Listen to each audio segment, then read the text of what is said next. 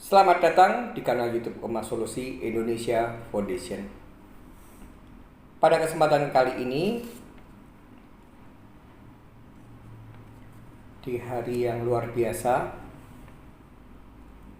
saya akan membawakan satu materi pokok pembahasan dengan sebuah tema "Jangan mau ditakut-takuti kolektor tentang pasal". Video ini khusus saya buat khususnya kepada para penonton pemirsa kanal YouTube Emas Solusi Indonesia Foundation yang kebetulan saat ini sedang mengalami teror dari kolektor Bank Penerbit Kartu Kredit atau KTA. Entah itu yang menteror adalah kolektor debt call, kolektor yang melakukan penagihan dengan cara mendatangi alamat debitur, ataupun yang menteror adalah kolektor desk call, kolektor yang menelpon fixed line ataupun mungkin handphone debitur atau keluarga debitur. Dan di sini saya tegaskan bahwa juga sudah saya kasih contoh secara real video yang sudah saya upload beberapa minggu yang lalu ketika ada salah satu kolektor yang mewakili dari Bank HSBC, mengaku dari Bank HSBC, mengaku bernama Pak Roni, ingin mencoba-coba memaksakan kehendak. Saya katakan memaksakan kehendak karena apa yang akan kita bahas di video ini adalah semua hal yang dilakukan oleh penagihan itu harus sesuai dengan tata cara yang sudah diatur, dituangkan dalam Surat Edaran Bank Indonesia nomor 14/17 DASP. Nah, di sini saya sudah menunjukkan bahwa Pak Roni ini berusaha untuk menagih nama pemilik kartu kredit yang mirip dengan mantan istri saya. Jadi saya sudah mengatakan di depan, saya tidak mencemarkan nama baik, tapi itu saya berdasarkan dari rekaman yang sudah saya upload hampir sama tapi tidak tepat keseluruhannya. Di sana mereka oknum deskol yang khususnya Pak Roni ini tetap mencecar saya bahwa saya harus ikut bertanggung jawab atas hutang dari seseorang yang namanya mirip dengan mantan istri saya. Nah, di kasus ini saya menceritakan ada 4 orang anak yang tahun 2021 bapak dari 4 orang anak ini meninggal dunia akibat terpapar virus COVID-19. Dan kebetulan bapak yang meninggal ini ketika meninggal dunia mempunyai tunggakan hutang kartu kredit dari beberapa bank penerbit kartu kredit. Salah satu anaknya meminta petunjuk dari saya ketika 4 dari orang anak ini ada beberapa yang ketakutan, ada beberapa yang ingin mengetahui sebenarnya apa yang harus dilakukan. Karena ini cara menagihnya desk call kebetulan melalui voice call maupun chat. Mereka berempat ini ditakut-takuti oleh pasal Kitab Undang-Undang Hukum Perdata nomor atau pasal 833 dan 955 dan pasal 1100. Saya akan bacakan dulu dan saya tidak bisa menempel screenshot yang dikirim ke saya karena kembali lagi bahwa itu bukan hak saya. Dan ketika saya tempel, saya khawatir nanti saya kena masalah dan bisa dijadikan alasan untuk men-take down video yang tidak lain tidak bukan adalah memberikan edukasi, memberikan wacana agar supaya tidak terjadi ketakutan, resah gulana, gundah gulana, stres, depresi. Saya bacakan dulu. Yang saya bacakan ini saya dari googling, bukan dari buku. Jadi yang saya bacakan bukan dari buku tapi dari googling.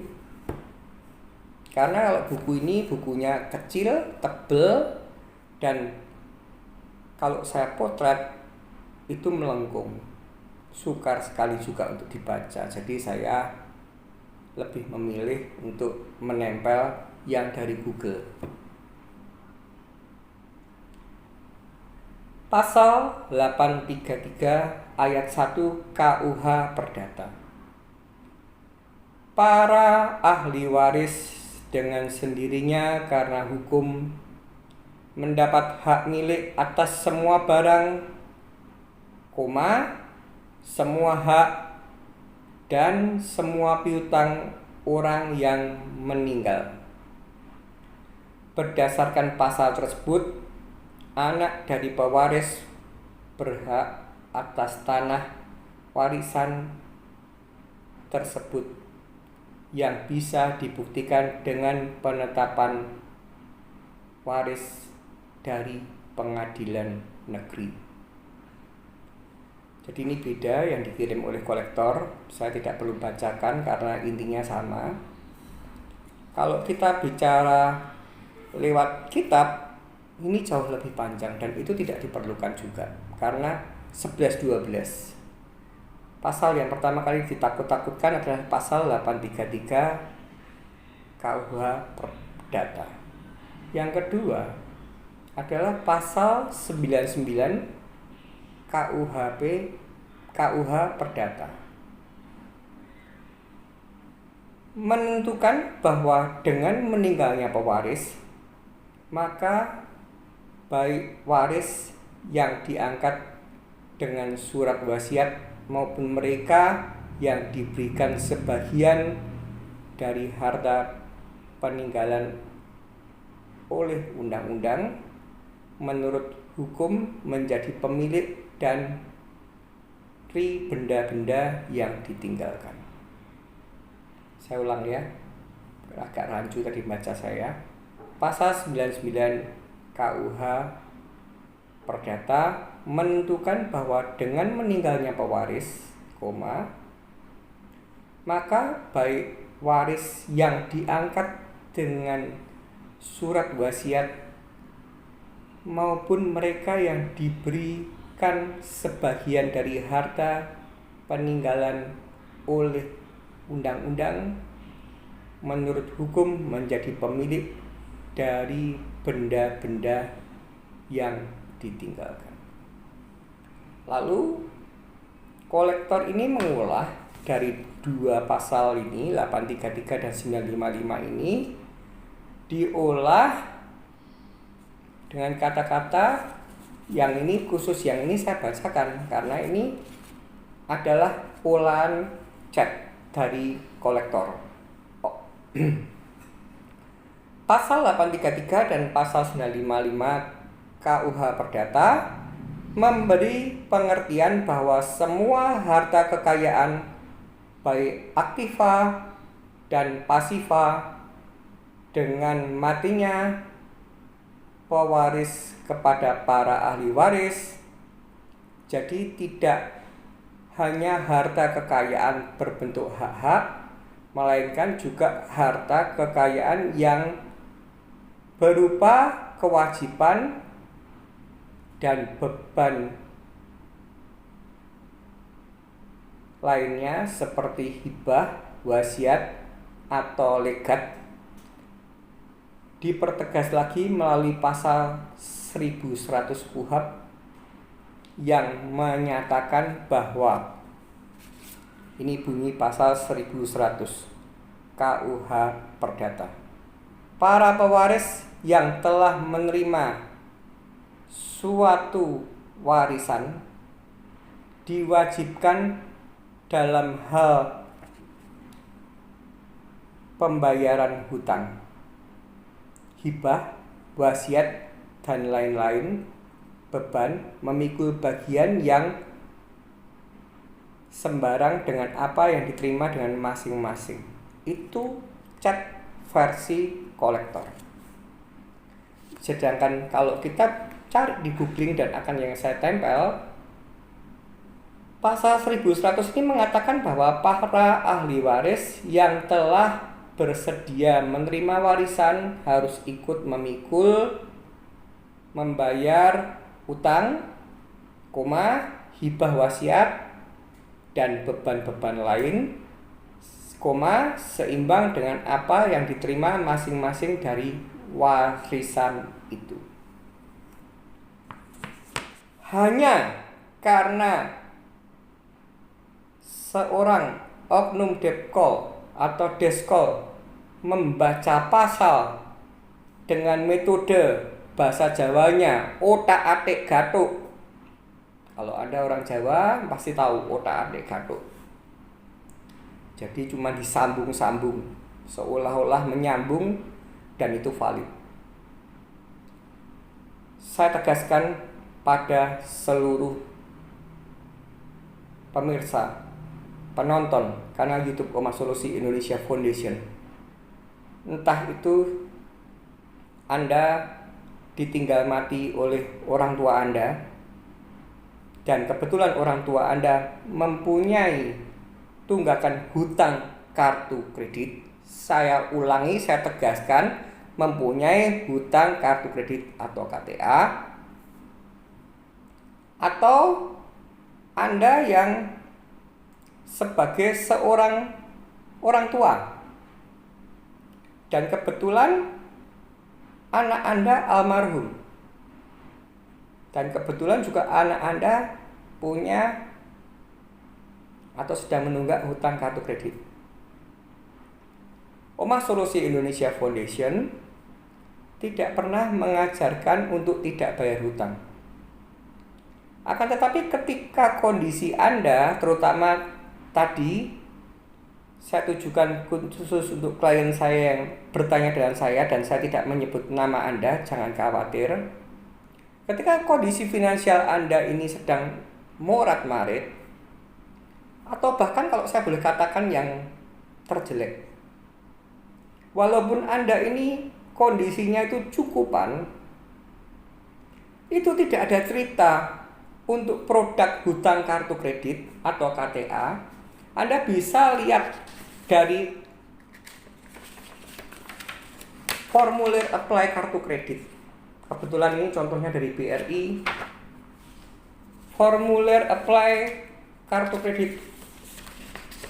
Kebetulan ini contohnya dari Bank BCA. Formulir apply kartu kredit. Kebetulan ini contohnya dari Bank Mega. Dan yang terakhir saya punya contoh dari formulir apply kartu kredit Bank CNB.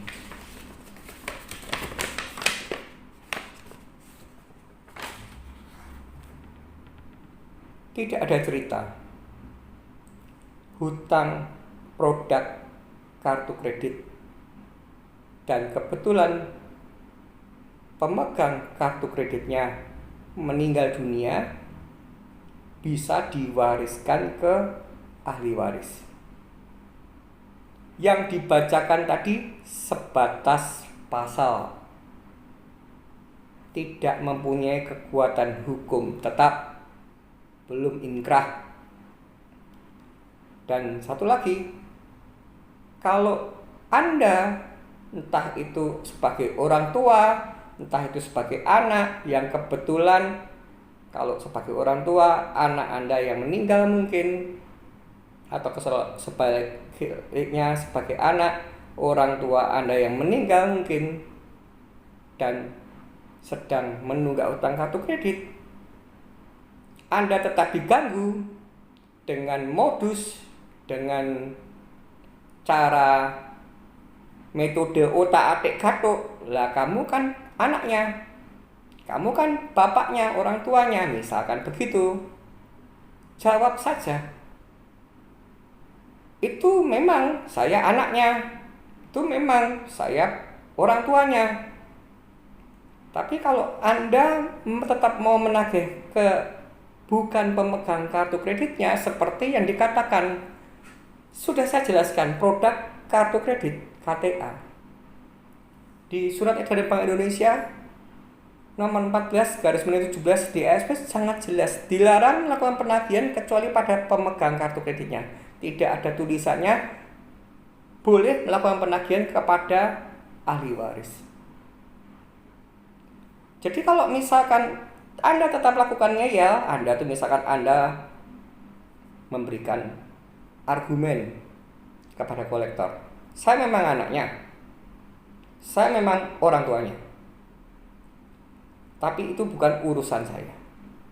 Kalau sampai oknum kolektor itu tetap ngeyel, tetap ngotot, seperti yang Anda curhatkan dengan saya, maksudnya Anda itu adalah klien saya tadi, tidak bisa. Anda kan dibesarkan, dibiayai makan, dibiayai sekolah oleh orang tua Anda yang mempunyai hutang kartu kredit pada bank kami. Kalau itu tetap ngotot seperti yang sudah Anda curhatkan pada saya, Anda cukup katakan pada oknum kolektor tadi,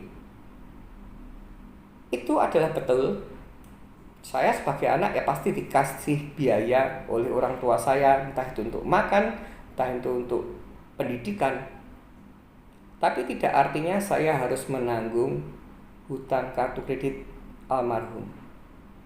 Dan kalaupun menanggung, saya juga mempunyai etikat baik untuk suatu saat nanti ketika kondisi finansial saya membaik, saya akan berusaha untuk melakukan pembayaran atas nama almarhum, entah itu orang tua Anda, entah itu anak Anda. Dan jika Anda tetap tidak terima, silahkan Anda melalui jalur litigasi.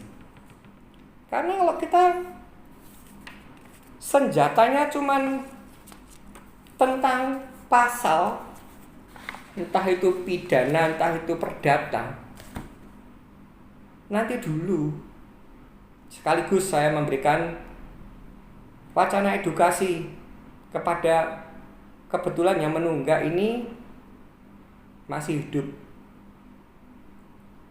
baik Anda sendiri ataupun dengan keluarga, khususnya pada keluarga pemegang kartu kredit yang sedang menunggak ini harus memberikan melek hukum pada saudaranya, kepada keluarga intinya, entah itu anak-anaknya, anak menantu, bila perlu cucunya, atau mungkin kalau misalkan yang meninggal adalah anak, ya maksudnya kalau Anda pemegang kartunya kreditnya anak, Anda juga boleh memberikan edukasi pada ayah Anda, orang tua Anda, entah itu orang tua kandung, entah itu orang tua mertua. Jika saya ada apa-apa, jangan mau ditagih hutang saya. Kalaupun mereka tetap ngotot, jangan mau cuman omong doang, tapi lewatlah jalur litigasi. Apalagi kalau mereka mengatakan bahwa menebak, menerka menggunakan metode otak-atik gatuk, akan Anda dapat warisan. Jawab aja secara lugas, tepat. Mendapatkan warisan atau tidak, itu saya tidak perlu memikirkan, tidak perlu mendebat Anda secara punyang-punyang.